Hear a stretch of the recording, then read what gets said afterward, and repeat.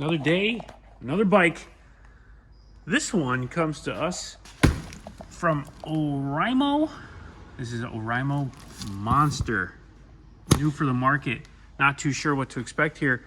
Not too heavy. This box only weighs 60 pounds total. So the bike's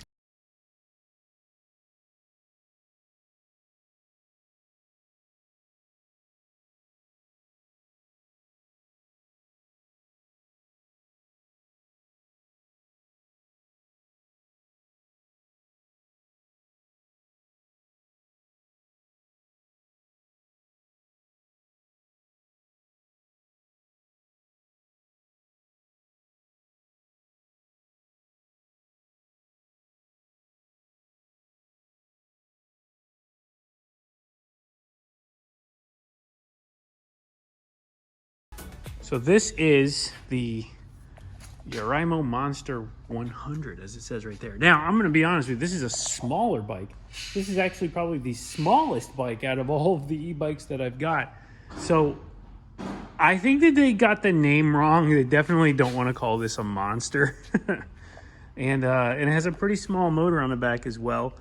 We'll get into the specs of this, but first I'm going to get it charged up, and then we will take it to the farm and give it a thorough rundown and see what's going on. I think that the thing you want to realize with this bike is this is I'm going to call it a value bike.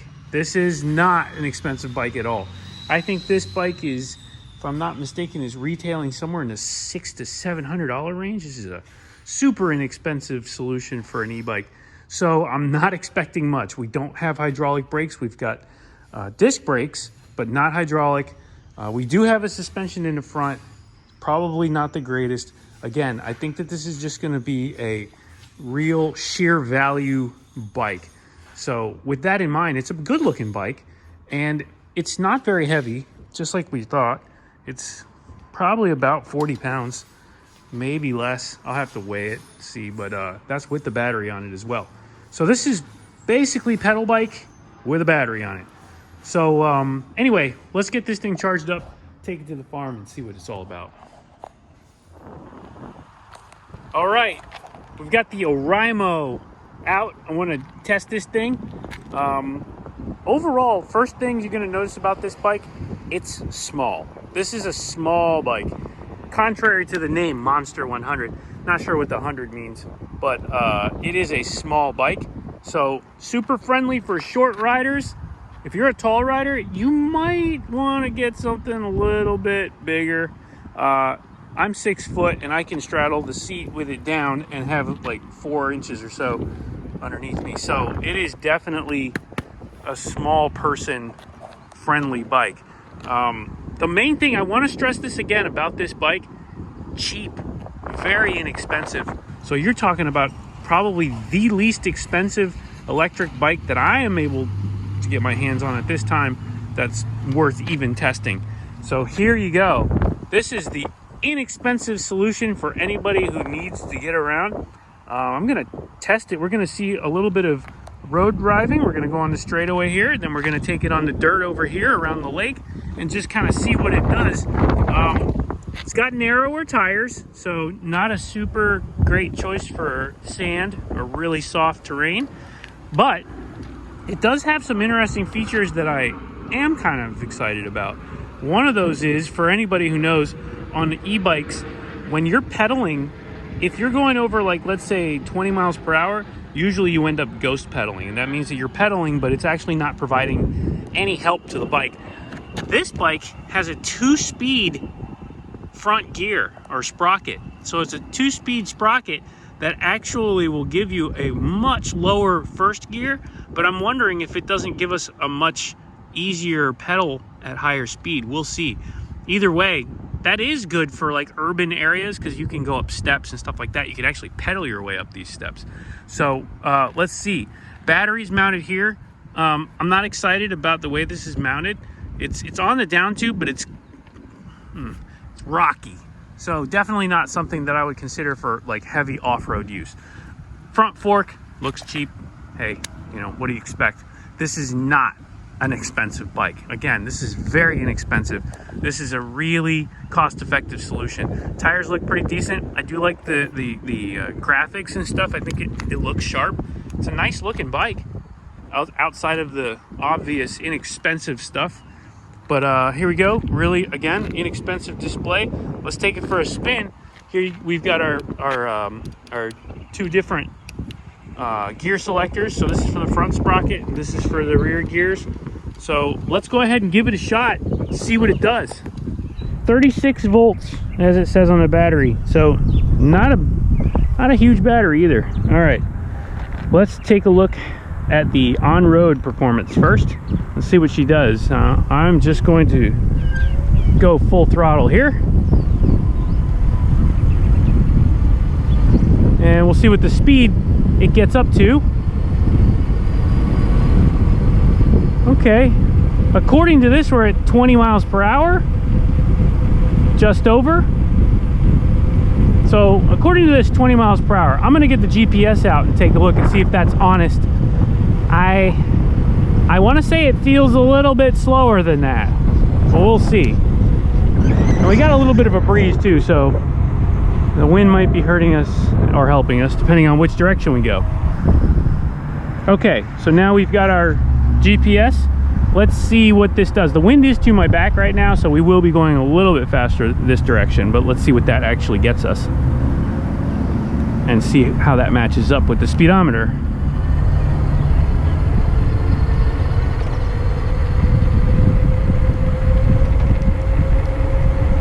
Okay, so we're showing 21, almost 22, 21, and it's about right. It's actually about right. It's like 1 mile an hour optimistic, I would say, but that's good. So speedo checks out. I'm not gonna complain about that.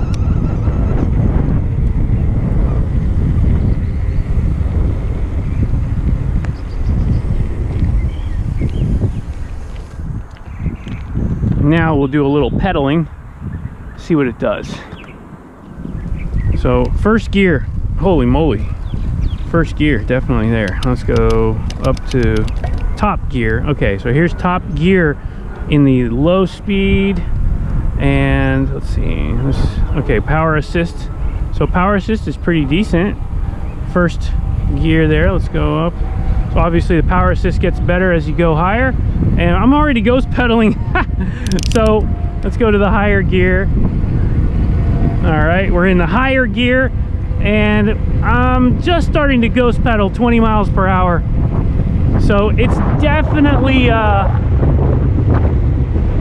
not gonna be worth it pedaling past 20 miles per hour, but this thing doesn't go over 20 miles per hour, so I think we're good. Not a problem.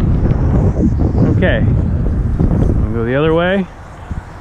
And let's see what we can get speed-wise. Pedaling.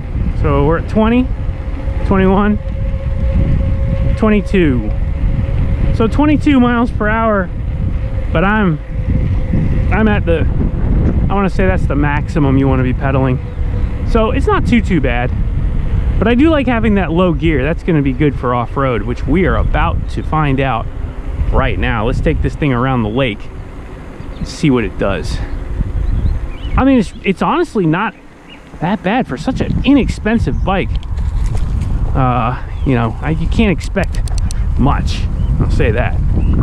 But okay, so off-road, here we are. I'm gonna turn down this pedal assist to 1. Let's see, so pedal assist 1, and we put it in the lowest gear. Oh yeah, this thing actually, you can really kind of crank through some nasty stuff here. And even with a real low pedal assist, oh, there you go. With the low pedal assist, you can actually still feel some resistance when pedaling. Now, I don't know if you saw it there, but I did kind of wipe out a little bit. So definitely not great for soft sand. But, all right, let's just crank through here with the throttle. That's the mode everyone's gonna usually be in. This is some fairly bumpy stuff. I can hear the battery kind of clanking around. Yeah, definitely not a great bike for off-road.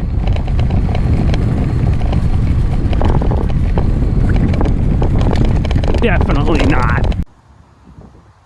Okay, so I'm gonna say no for off-road. Definitely not a good choice for off-road. Maybe if you have really hard pack, like dirt road, you might be okay. But the soft stuff, the sand, the bumps, no way.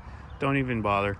But overall, I'm gonna say this bike, for the price point, can't really argue too much. It is a very inexpensive bike, like I said, compared to what's out there. And it still gets the job done, 20 miles per hour. So if you need transportation, you need it cheap, and you need it simple, hey, consider this one.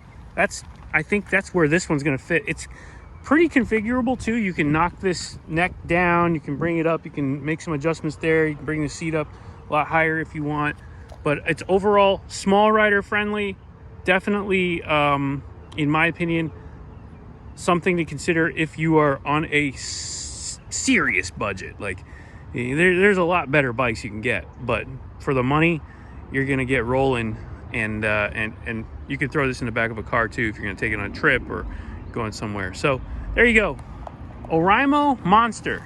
Not really a monster if you ask me, but definitely an inexpensive transportation solution that will won't let you down for the price.